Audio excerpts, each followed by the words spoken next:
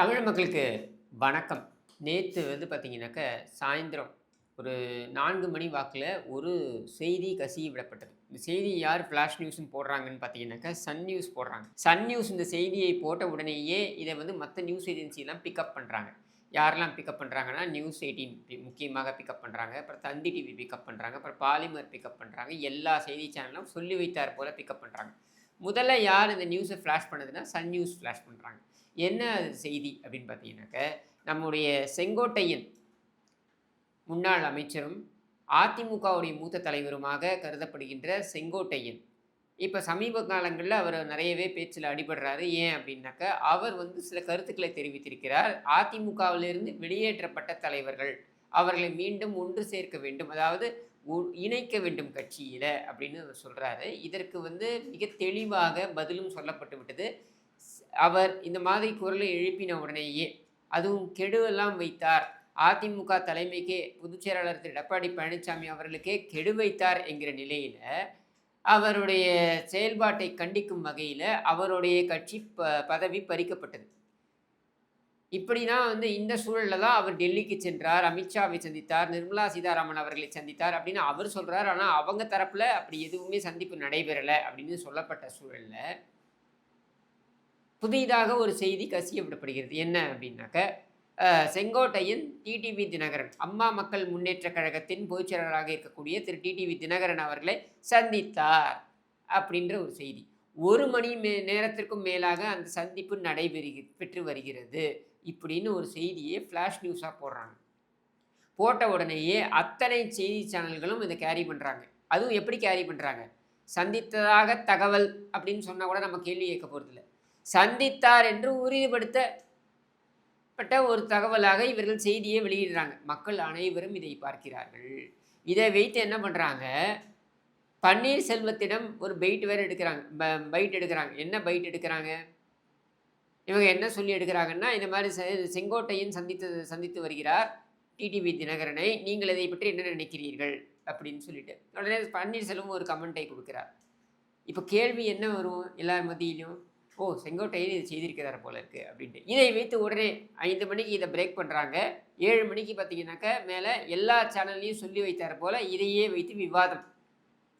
இதில் 7:30 மணிக்கு பார்த்தீங்கன்னா செங்கோட்டையன் மிக தெளிவாக, நான் என்னோடது மனைவியோடைய மருத்துவ சிகிச்சை சம்பந்தமாக நான் சென்னை வந்திருந்தேன், நான் தினகரனை சந்திக்கவே இல்லை. என்னுடைய சொந்த வேலையாகவும் என்னுடைய மனைவி சென்னையிலே சிகிச்சை பெற்றுக் கொண்டிருக்கிறார்கள். ஆகவே அது சம்பந்தமாகத்தான் நேற்றைய தினம் சென்னைக்கு சென்றேன். அது மட்டும் இல்லாமல் தினகரன், பன்னீர்செல்வம் உட்பட்ட எந்த தலைவரையும் நான் சந்திக்கலை. அதிமுகவின் பொதுச் செயலாளர் தான் யார் கட்சியை சேர்த்துக் கொள்ளப்பட வேண்டும் என்கிற இறுதி முடிவு எடுக்க முடியும். நான் அமைதி காத்து வருகிறேன், நான் எந்த நடவடிக்கையும் எடுக்கலை அப்படின்ட்டு. இதில் இன்னொரு கேள்வியும் கேட்குறாங்க அவர்கிட்ட. என்ன தெரியுமா?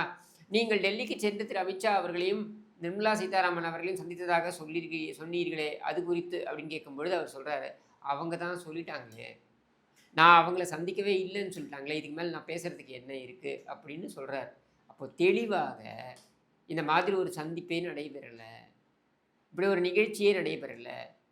மாறாக இப்படி ஒரு நிகழ்ச்சி நடந்ததாக இவர்களாக ஒரு செய்தியை போட்டு, இது பெண் நிறுவனத்துடைய உத்தரவின் பேரில் நடைபெறக்கூடிய விஷயம், இப்படி ஒரு செய்தியை போட்டு இதை வைத்து விவாதம் நடத்துவது அப்படின்றது அயோக்கியத்தனம் இல்லையா?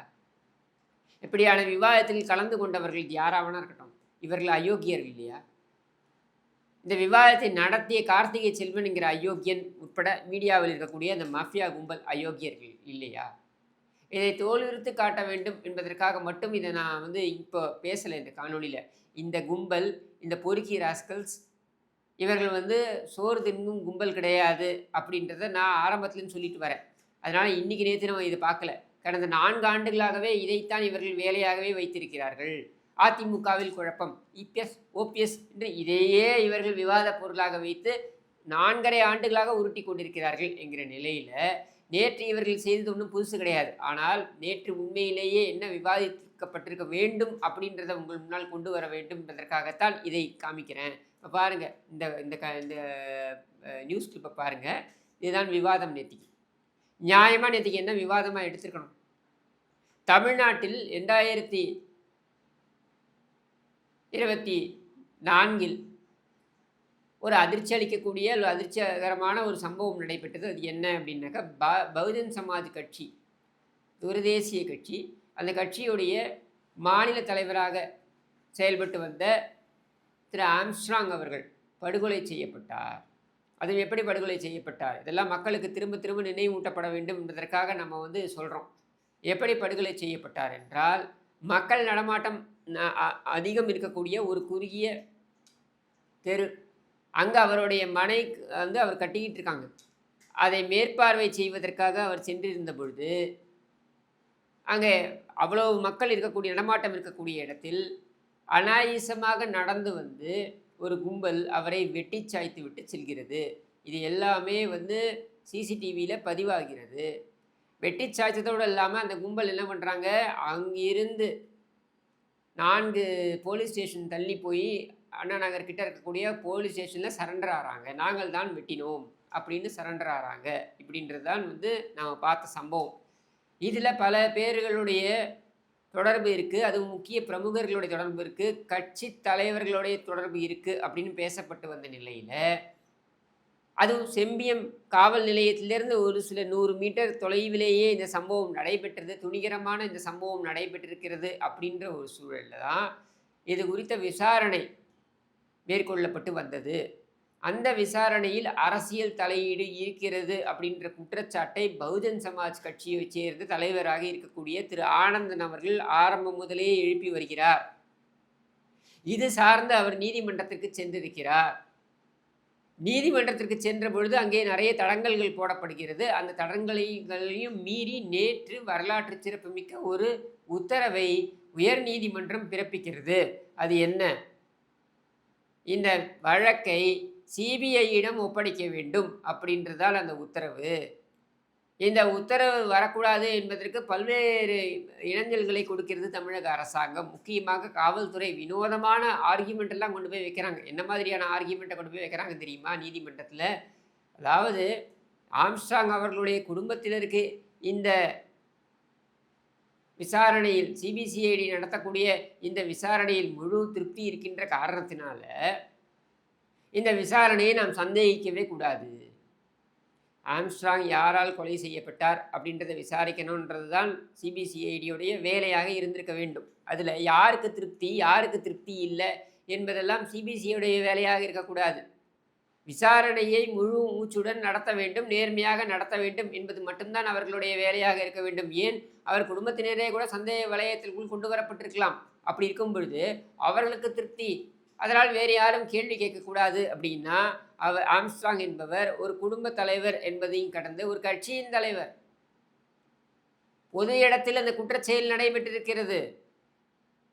அப்போது அந்த இடத்துல அவங்க குடும்பத்திற்கு பிரச்சனை இல்லை, அதனால் இந்த விசாரணை இப்படியே நடத்துவோன்றது எந்த மாதிரியான ஒரு வாதமாக இருக்க முடியும்? இதை ஒரு பொறுப்புள்ள அரசாங்கம், ஒரு பொறுப்புள்ள காவல்துறை இப்படியான வாதத்தை வைக்க முடியுமா என்றால் முடியாது, கூடாது.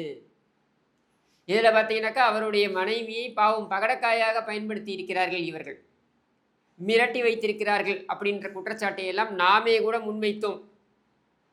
அதற்கு அடிப்படை இல்லாமல் கிடையாது. அதையெல்லாம் இவர்கள் செய்திருக்கிறார்கள் என்ற நிலையில் இன்னொரு அதிர்ச்சி அளிக்கக்கூடிய ஒரு தகவலையும் நீதிமன்றம் ஊர்ஜிதப்படுத்துது. என்ன தெரியுமா? செம்பியம் காவல் நிலையம், ஏன்னா அந்த காவல் நிலையத்திலிருந்து 100 மீட்டரில் தான் இந்த கொலையை நடைபெற்றிருக்கிறது. அவங்க தான் இந்த விசாரணைக்கான பத்திரிகையை தாக்கல் செய்கிறார்கள். ஏனென்றால் வழக்கு அங்கே தான் பதிவு செய்யப்படுகிறது என்கிற நிலையில் அந்த குற்றப்பத்திரிகையை நிராகரித்திருக்கிறது உயர் நீதிமன்றம். மீண்டும் விசாரணை நடத்தி குற்றப்பத்திரிகையை தாக்கல் செய்ய வேண்டும் என்று சொல்லியிருக்கிறார்கள். இது பிஎஸ்பி தலைவர் திரு ஆனந்தன் அவர்களுக்கு கிடைத்த வெற்றி என்பதை கடந்து இது இந்த அரசாங்கம் முன்னெடுத்திருக்கின்ற விசாரணை எவ்வளவு மோசமான நிலையில் இருந்திருக்கிறது என்பதனைத்தான் பிரதிபலிக்கிறது. இது முதல் முறை கிடையாது. ஏற்கனவே நம்ம பார்த்தோம் திருபுவனம் வழக்கில். அதாவது திருபுவனம் காவல்துறை கடத்தல் கொலை, அது கஸ்டடி கொலை கிடையாது, கடத்தல் கொலை. அஜித்குமார் என்கிற நபர் கடத்தி கொலை செய்யப்பட்டார் என்கிற அந்த வழக்கில் பார்த்தீங்கன்னா எஃப்ஐஆரில் குளறுபடி. அந்த எஃப்ஐஆரே ஏற்றுக்கொள்ள முடியாது. அதில் பார்த்தீங்கன்னா நிறைய குளறுபடிகள் இருக்குன்னு காரி துப்பியது நீதிமன்றம். அதற்கப்புறம் மாற்றி கொண்டு வந்தார்கள்.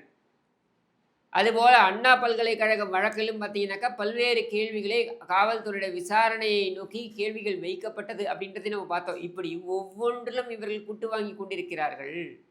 இது காவல்துறையை நேரடியாக கண்காணிப்பதாக சொன்ன முதலமைச்சருக்கு கிடைத்திருக்கின்ற மிக மோசமான ஒரு கண்டன குரலாகத்தான் பார்க்க வேண்டும். இதை நீதிமன்றமே செய்திருக்கிறது. உயர் நீதிமன்றம், உச்ச நீதிமன்றம் என்று தொடர்ந்து இந்த அரசாங்கம் செருப்படி வாங்கி கொண்டிருக்கிறது. அதுவும் முதலமைச்சருடைய இலாக்காவில் இவ்வளவு குளறுபடிகள் அப்படின்னு பார்த்தா, அப்படி இருக்கும் பொழுது, இதை எப்படி நம்ம கடந்து போக முடியும்? மொத்தமாக காவல்துறை செயலிழந்து விட்டது அப்படின்றது தான் இதை காண்பிக்கிறது. தன்னுடைய அரசியல் எதிரிகள், தன்னுடைய அரசாங்கத்தை விமர்சிப்பவர்கள், தங்களுக்கு எதிராக கருத்துக்களை கூறுபவர்கள், தங்களுடைய தொங்கு சதைகளாக இருக்கக்கூடிய கூட்டணி கட்சிகளுக்கு எதிராக கருத்துக்களை கூறுபவர்களை எல்லாம் கைது செய்து நடவடிக்கை எடுத்து அவர்களை சிறைப்படுத்துவதில் மட்டும்தான் காவல்துறையை இவர்கள் பயன்படுத்துகிறார்கள். வேற எதற்காகவும் காவல்துறை பயன்படுத்தப்படவில்லை என்பதற்கு சிறந்த சான்றாகத்தான், மேலும் ஒரு சான்றாகத்தான் நேற்றைய அந்த உயர்நீதிமன்றத்தின் அந்த தீர்ப்பு சொல்லி இருக்கிறது, உத்தரவு சொல்லி இருக்கிறது என்கிற நிலையில இதை விவாத பொருளாக ஒரு ஊடகம் கூட எடுத்து நடத்தல. ஒரு சேனல் கூட இதை எடுத்து விவாதமா பேசல. எப்படி இப்படியான ஒரு குளறுபடிகள் நடக்கலாம்? அது ஒரு அரசியல் கட்சி தலைவருடைய வழக்கிலேயே இப்படி நடக்கிறது என்றால், சாமானிய மக்களுடைய நிலை என்ன அப்படின்ற கேள்வியெல்லாம் கேட்டிருக்க வேண்டும். அதை எதையும் இந்த ஊடகங்கள் செய்யவில்லை. இவர்கள் எப்படியெல்லாம் கடமையிலிருந்து தவறுகிறார்கள் என்பதனை காண்பிப்பதற்குத்தான் இந்த ஒரே ஒரு பதத்தை, சோறு பதத்தை கொண்டு வந்து உங்களிடம் முன்வைக்கிறேன். இது மட்டுமில்லை, நேற்று நடந்திருக்கின்ற விஷயத்தை பாருங்க. இப்படி முக்கியமான ஒரு தீர்ப்பு வருது. அதைவிட முக்கியமான அரசியல் பிரச்சனை என்றால் காங்கிரஸ் கட்சி திமுகவுக்கு எதிராக எழுப்பி வரும் குரல். இதை எடுத்து பேசியிருக்க வேண்டும். அதையும் பேசல. மாறாக இவர்கள் தினகரனை சந்தித்து விட்டார் செங்கோட்டையன் அப்படின்றத ஒரு மிகப்பெரிய அளவில் பொய்யான ஒரு தகவலை ஒரு செய்தியாக வெளியிட்டு அதை விவாத பொருளாக மாற்றி எப்படி செட் பண்ணுறாங்க பாருங்க அஜெண்டாவை. இதுதான் 4.5 ஆண்டுகளாக நடந்து கொண்டிருக்கிறது என்பதனை நீங்கள் புரிந்து கொள்ள வேண்டும் என்பதற்காகத்தான் இந்த காணொளி என்று கூறி விடைபெறுகிறேன். நன்றி, வணக்கம்.